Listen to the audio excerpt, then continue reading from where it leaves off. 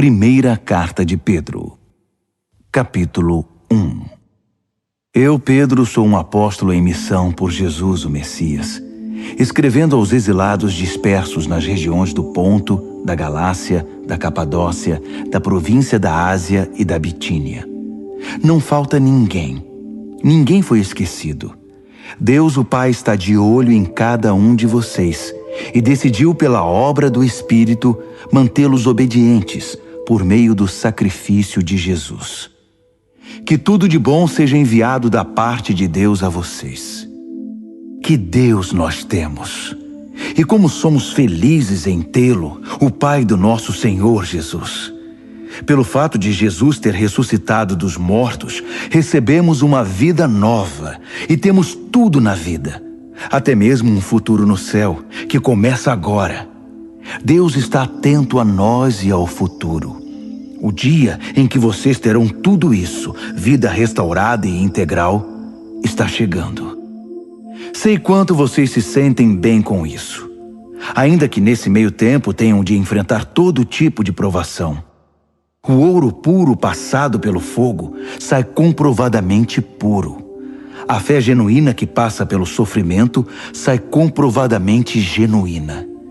Quando Jesus consumar tudo, será a fé que vocês têm, não o ouro, que Deus vai apresentar como prova da vitória dele. Vocês nunca o viram, mesmo assim o amam. Vocês ainda não o veem, mesmo assim confiam nele, rindo e cantando. E continuam crendo. Por isso, vão conseguir o que querem, salvação plena. Os profetas que previram o presente momento fizeram muitas perguntas acerca do dom da vida que Deus estava preparando. O Espírito do Messias já havia revelado antes que o Messias passaria por sofrimento seguido de glória. Eles queriam saber quem e quando.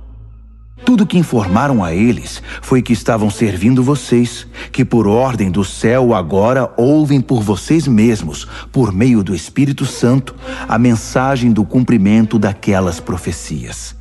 Percebem como são privilegiados? Os anjos dariam qualquer coisa para se envolver nisso.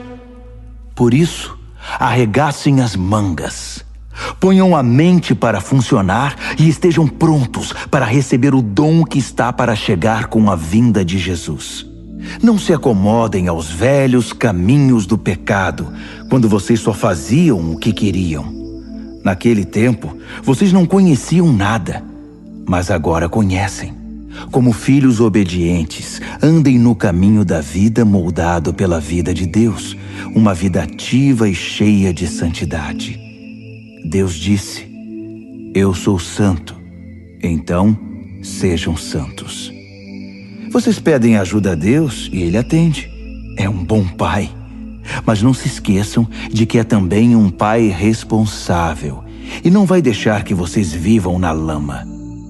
A vida de vocês é uma jornada que deve ser empreendida com uma profunda consciência de Deus. Custou muito caro para Deus tirá-los daquela vida sem rumo e vazia em que vocês foram criados. Ele pagou com o sangue sagrado de Cristo. Vocês sabem disso. Ele morreu como um cordeiro sem culpa. E não foi algo impensado. Ainda que só agora, no fim dos tempos, o plano tenha vindo a público, Deus sempre soube o que ia fazer por vocês. É por causa do Messias sacrificado, a quem Deus depois glorificou e ressuscitou, que vocês confiam em Deus e sabem que têm um futuro nele. Agora que vocês purificaram a vida por meio da verdade, amem-se uns aos outros, como se a vida de vocês dependesse disso. A vida nova que possuem não é como a velha vida. O velho nascimento de vocês veio de semente mortal. O novo nascimento vem da palavra viva de Deus. Pensem nisto. Uma vida concebida pelo próprio Deus. Foi por isso que o profeta disse: a vida velha é como a grama. Sua beleza se vai como as flores do campo. A grama seca, as flores murcham, e a palavra de Deus continua e continua para sempre. Essa é a palavra que concebeu a nova vida em vocês. 1 de Pedro, capítulo 2. Por isso, limpem a casa. Tratem de varrer tudo que é malícia, fingimento, inveja e comentários maldosos. Vocês já provaram de Deus. Agora, como bebês de colo, bebam a pura bondade de Deus e assim crescerão maduros e completos em Deus. Bem-vindos à pedra viva, a fonte da vida. Os pedreiros olharam para ela e a desprezaram, mas Deus lhe deu um lugar de honra. Apresentem-se como pedras para a construção de um santuário cheio de vida, em que servirão como sacerdotes, oferecendo a Deus vidas aprovadas por Cristo. As Escrituras dizem: Vejam, estabeleço uma pedra em Sião, uma pedra de canto em lugar de honra. Quem tem essa pedra como base nunca irá se arrepender. Para quem confia nele, ele é a pedra de que podemos nos orgulhar. Mas para aqueles que se recusam a confiar nele, a pedra que os pedreiros rejeitaram é agora a principal pedra de fundação. Para quem não confia, ela é uma pedra de tropeço, uma rocha bloqueando o caminho. Eles tropeçam e caem, porque se recusam a obedecer como foi predito. Mas vocês são os escolhidos de Deus, escolhidos para a alta vocação do trabalho sacerdotal e para serem um povo santo. São instrumentos de Deus para fazer sua obra e falar por Ele, e para contar a todos quanta diferença Ele fez na vida de vocês. De nada para alguma coisa, de rejeitados para aceitos. Amigos, este mundo não é a casa de vocês. Por isso não se sintam à vontade nele. Não deem espaço para o ego à custa da sua alma. Vivam uma vida exemplar entre os descrentes, para que o comportamento de vocês refute o preconceito deles. Então, eles serão conquistados para o lado de Deus e estarão lá para participar da festa quando Ele vier. Deixem o Senhor orgulhoso de vocês, sendo bons cidadãos. Respeitem as autoridades, qualquer que seja o nível delas. Elas são emissárias de Deus, responsáveis por manter a ordem. É a vontade de Deus que, ao fazer o bem, vocês possam curar a ignorância dos tolos, que o consideram um perigo para a sociedade.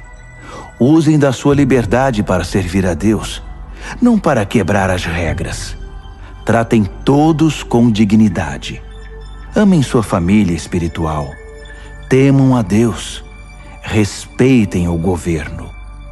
Sejam bons empregados para o patrão, não apenas para os bons patrões, mas também para os maus. O que importa é que suportem tudo por causa de Deus, quando forem maltratados sem razão. Não há nenhum mérito em receber castigo quando vocês o merecem, mas se forem maltratados por terem bom comportamento, mesmo que sejam bons empregados, é isso que vale para Deus. Foi para esse tipo de vida que vocês foram convidados, o mesmo que Cristo viveu. Ele sofreu e aceitou toda espécie de sofrimento para que vocês soubessem que esta vida era possível e aprendessem a vivê-la passo a passo. Ele nunca fez nada errado, nem disse qualquer coisa incorreta. Ele foi xingado com tudo que é nome, mas não reagiu. Sofreu em silêncio, contente em deixar Deus acertar as coisas. Ele usou seu corpo de servo para carregar nossos pecados até a cruz e nos livrar do pecado, nos deixar livres para viver o caminho certo. Os ferimentos dele são a cura de vocês. Vocês eram ovelhas perdidas, sem saber quem eram ou para onde estavam indo. Agora são chamados pelo nome e guardados até o fim pelo pastor da alma de vocês. 1 de Pedro, capítulo 3. O mesmo vale para vocês, esposas.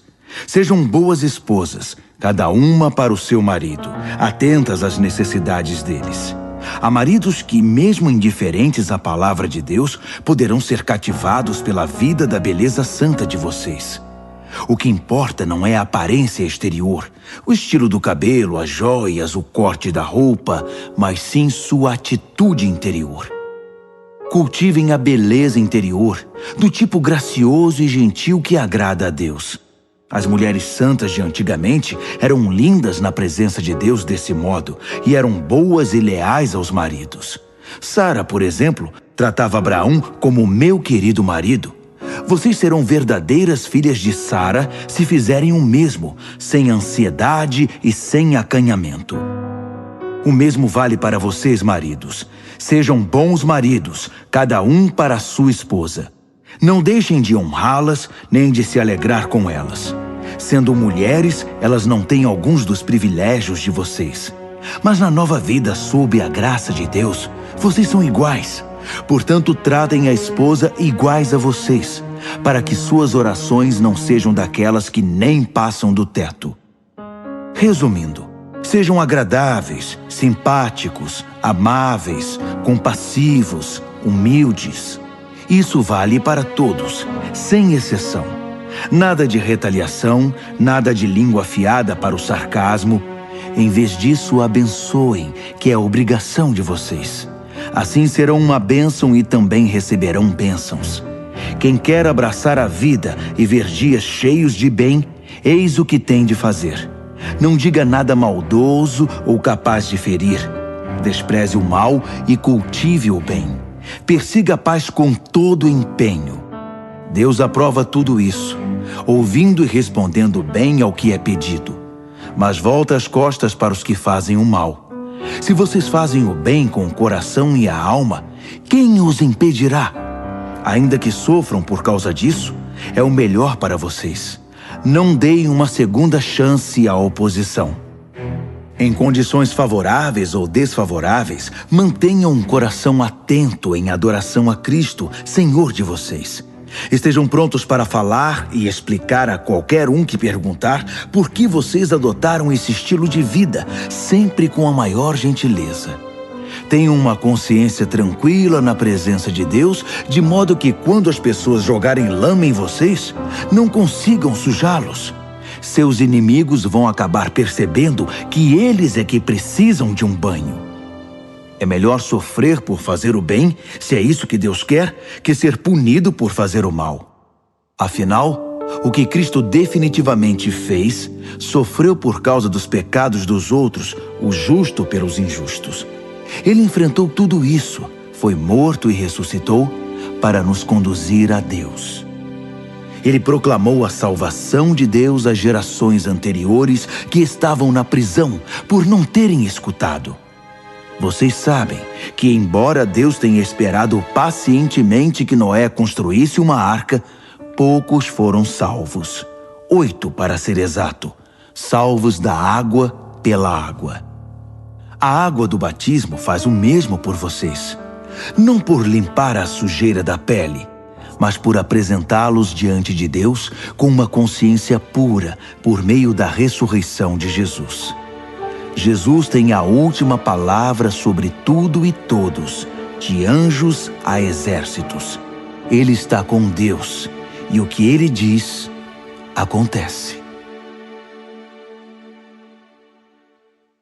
1 de Pedro, capítulo 4. Portanto, considerando que Jesus passou por tudo que vocês estão passando e até mais, aprendam a pensar como ele. Pensem no seu sofrimento como uma maneira de abandonar o velho hábito pecaminoso de querer conseguir as coisas do modo de vocês. Assim serão capazes de viver livres para buscar o que Deus quer, em vez de serem escravizados pelos próprios desejos. Vocês já viveram aquela vida que ignorava Deus. Festas toda noite, bebedeiras e depravação. Mas chegou a hora de se livrar disso para sempre. Obviamente, os amigos daquela época não entendem por que vocês não os procuram mais. No entanto, vocês não têm a obrigação de prestar contas a eles. eles serão chamados à responsabilidade na presença do próprio Deus. Ouçam a mensagem. Ela foi pregada aos cristãos que agora estão mortos, mas ainda que estejam mortos, como acontece com todos, eles vão continuar na vida que Deus concedeu a eles em Jesus. Tudo neste mundo está para ser consumado. Portanto, não tomem nada como certo. Mantenham uma vida de oração.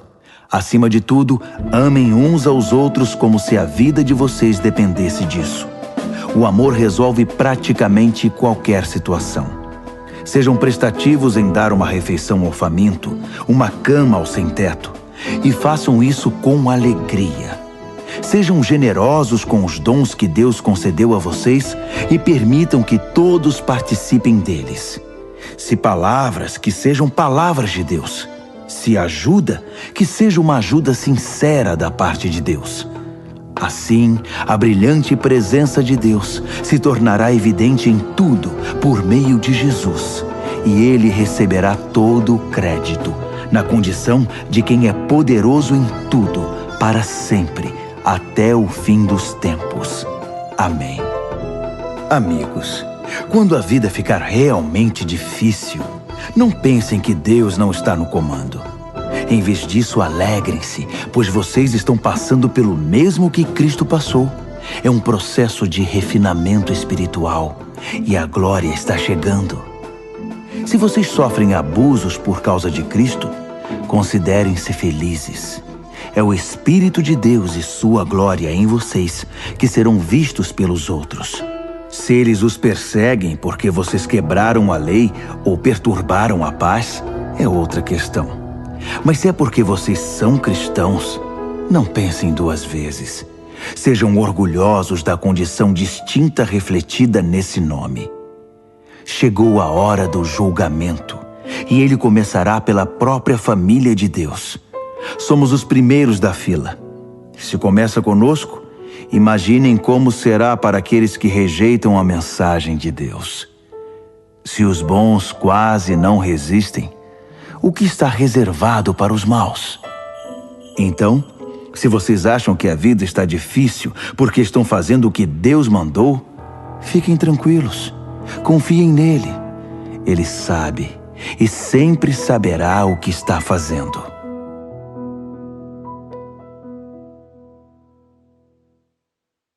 Primeira de Pedro, capítulo 5. Tenho uma preocupação especial por vocês, líderes da igreja. Sei o que é ser líder, participar dos sofrimentos de Cristo e também da glória futura. Esta é minha preocupação, que vocês cuidem do rebanho de Deus com todo o cuidado de um pastor. Não porque são obrigados, mas porque desejam agradar a Deus. Não calculando o que vão ganhar com isso, mas agindo com espontaneidade. Não como mandões, dizendo aos outros o que fazer, mas apontando o caminho com toda a gentileza. Quando Deus, que é o melhor pastor de todos, manifestar ao mundo seu domínio, ele verá que vocês agiram corretamente e não economizará elogios. E vocês que são mais jovens devem seguir seus líderes. Mas todos vocês, líderes e liderados, devem ser humildes uns diante dos outros, pois Deus é contra os orgulhosos, mas tem prazer em pessoas simples. Portanto, contentem-se com o que são e não empinem o nariz. A mão de Deus é forte e está sobre vocês. Ele os exaltará no tempo certo. Vivam livres de preocupação na presença de Deus. Ele toma conta de vocês. Tenham uma mente tranquila, mas estejam sempre atentos. O diabo está querendo atacar e não quer outra coisa senão apanhar vocês desprevenidos. Não baixem a guarda. Vocês não são os únicos a enfrentar momentos difíceis. Acontece o mesmo com muitos cristãos ao redor do mundo. Por isso, fiquem firmes na fé. O sofrimento não vai durar para sempre. Não na presença de um Deus generoso, que tem grandes planos para nós em Cristo, planos eternos e gloriosos. Ele vai conservá-los unidos e firmes para sempre. Deus tem a última palavra. Sim, Ele a tem. Envio esta breve carta a vocês por meio de Silas, um irmão muito confiável. Tenho a maior consideração por ele. Escrevi do modo mais claro e veemente que pude. Essa é a verdade generosa de Deus. Recebam-na de braços abertos. A igreja no exílio aqui comigo, mas nem por um momento esquecida por Deus, quer ser lembrada por vocês. Marcos, que é como um filho para mim, envia saudações. Abracem todos aí. A paz seja com vocês, a todos os que andam nos caminhos de Cristo.